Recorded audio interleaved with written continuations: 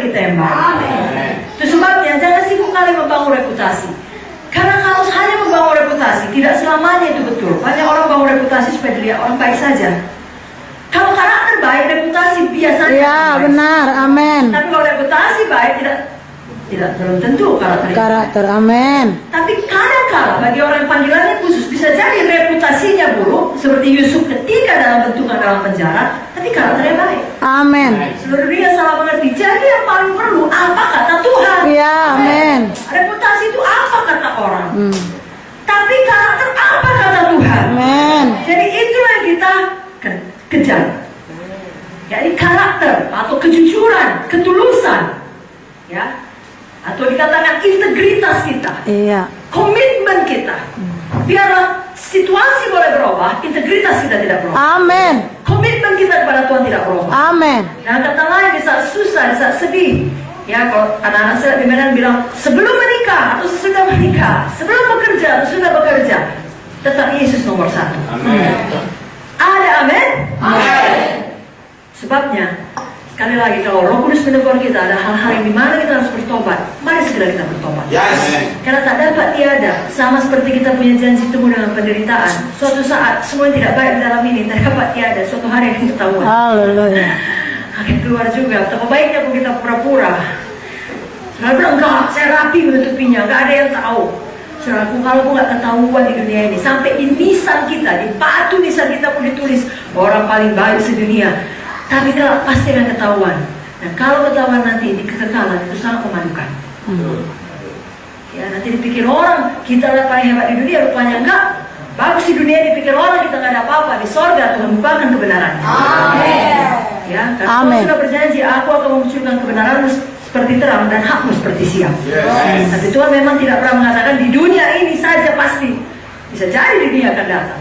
Tahukah saudara, seperti kata Ibu Munte tadi, dunia akan datang, itulah yang sebenarnya. Karena 120 tahun di dunia ini adalah seperti setitik saja dipanjangnya garis kekekalan. Haleluya. Itulah yang harus kita kejar. Amin. Amin, saudaraku. Amin. Yang keempat, penderitaan yang kita alami justru membuat kita semakin menyadari Tuhan tidak pernah meninggalkan kita. Amin. Tahukah saudara, kerap kali kalau kita jujur, pada waktu penderitaan lah kita menyadari Tuhan itu sangat dekat. Amin. Pada waktu kita sibuk, kita apa-apa, kita nggak kadang-kadang bisa ya rutinitas saja, terutama kalau udah hamba Tuhan melayani. Tapi pada waktu kita harus berhenti melayani, mungkin karena sakit, mungkin harus menghadapi operasi atau apa saja, justru di ruang operasi, di kamar rumah sakit, di mana tidak ada orang bisa saudara jumpai, handphone pun dilarang, tidak bisa lihat-lihat lagi. Nah, saudara mendekat pada Tuhan, dan saudara lihat Tuhan baik, Tuhan setia, Tuhan Amin. Saudara sadari Tuhan tidak pernah meninggalkan saudara. Amin. Amin, saudara. Amin. Tahukah saudara, dalam Kejadian 39 ayat 20-21 saya bacakan mengenai Yusuf. Lalu Yusuf ditangkap oleh tuannya dan dimasukkan ke dalam penjara, tempat tahanan-tahanan raja dikurung. Demikianlah Yusuf dipenjarakan di sana. Tapi Tuhan menyertai Yusuf. Amin. Katakan Tuhan menyertai Yusuf. Tuhan menyertai Yusuf. Dan melimpahkan kasih setianya kepadanya dan membuat Yusuf kesayangan bagi kepala penjara itu. Luar biasa bukan? Tuhan menyertai Yusuf. Berarti Tuhan ikut masuk penjara. Kalau dalam kisah Sandra, Mesa, Abednego, Vicky selalu mau balang hal itu. Tuhan ikut masuk ke dalam dapur. Ya. Tuhan ikut ada di sana. Bahkan nampak raja. Amin. Betul? Betul. Itu sebabnya jangan takut akan penderitaan. Haleluya. Jangan takut akan sengsara. Haleluya. Jangan takut akan bentukan Tuhan. Amin. Kenapa? Karena jaminan kita Tuhan tidak pernah meninggalkan kita. Amin.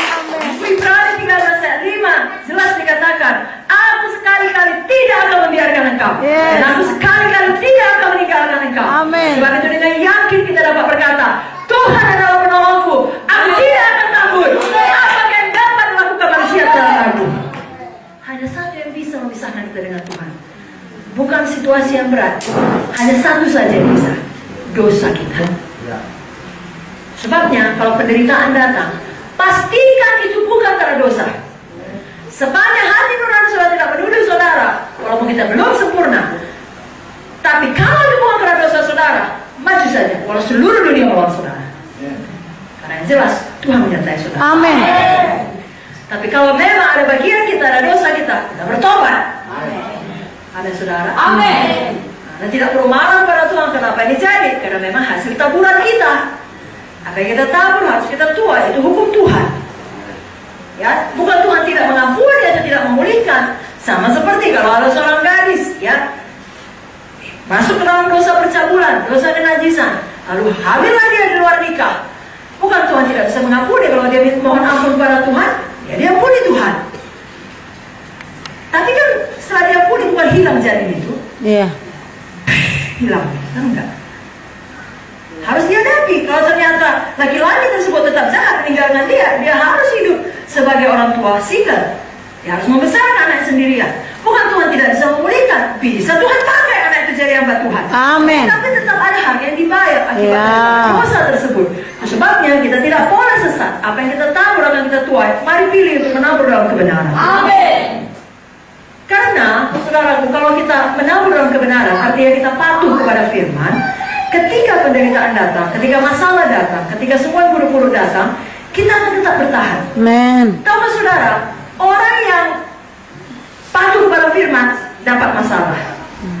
Orang yang tidak patuh pada firman juga dapat masalah. Percaya saudara itu? Iya. Saya bacakan ayatnya. Matius 7 ayat 24. Setiap orang yang mendengar perkataanku ini dan melakukannya, ia sama dengan orang yang bijaksana yang mendirikan rumahnya di atas batu.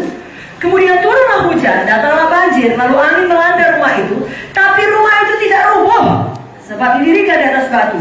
Tapi setiap orang yang mendengar perkataanku ini dan tidak melakukannya, ia sama dengan orang yang bodoh yang mendirikan rumahnya di atas pasir.